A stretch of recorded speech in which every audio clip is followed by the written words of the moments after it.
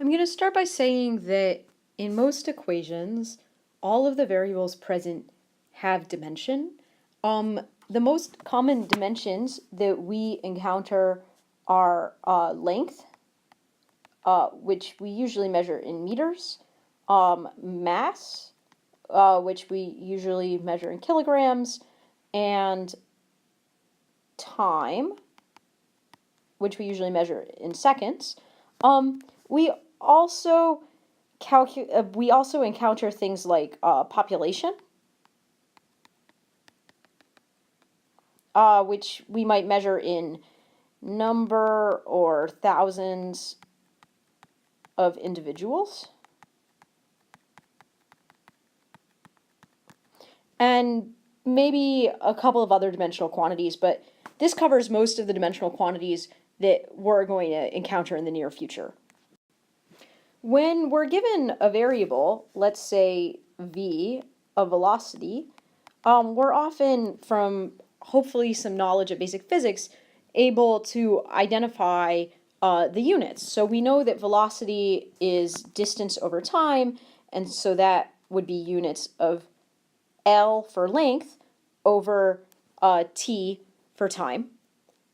That's the type of units it has. I haven't committed to it being in meters and seconds or in inches and hours. I've just said that whatever system someone uses, I know that always velocity is going to be length over time. So what's another example? Maybe the gravitational constant, and this is length over time squared.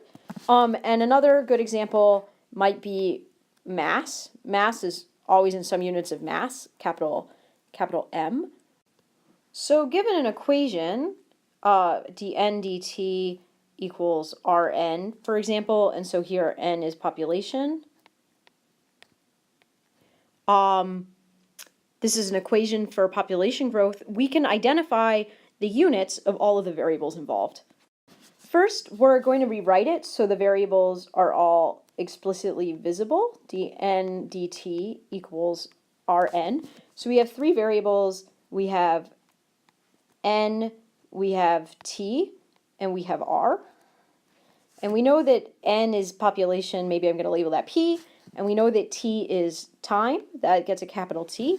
And so that means that the left-hand side of our equation is in units of p over t, and that means that the right-hand side of our equation needs to be in the same units.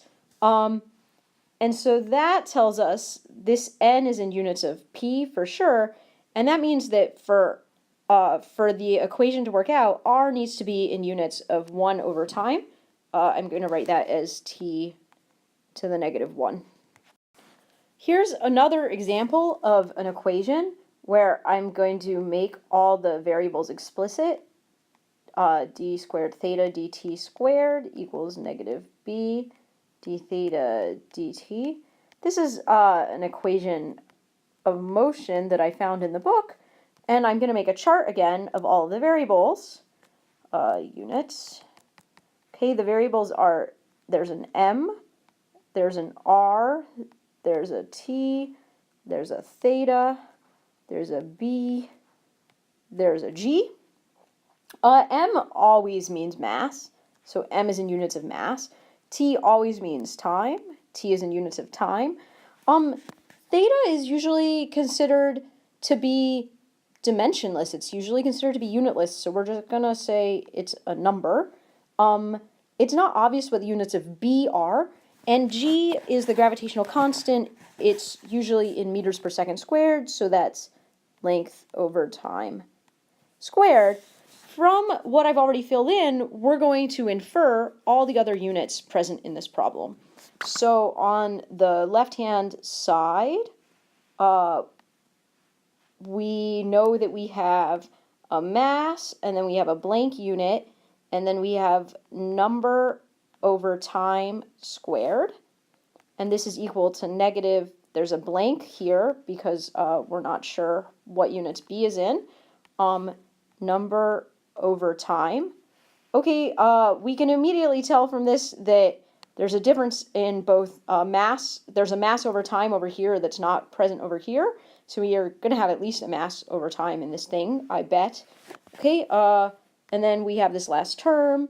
and this is mass distance over time squared times number. Okay, and so it looks like our overall units, we have units for everything in this particular term, and this particular term has units of ml over time squared times number. And so for an equation to make sense, a general rule is that every single term should have the same units. There are equations that violate this rule, but for the most part, by now, in the 21st century, people have like pretty much rewritten every scientific equation so that it obeys this rule that all of the terms are appropriate to compare with each other, that all of the terms have the same units.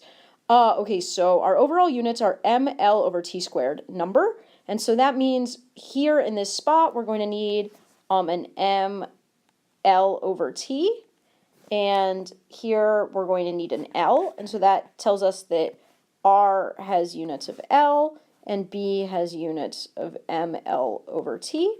And so now we've completed our unit chart. We know what all the dimensional quantities are associated with this equation.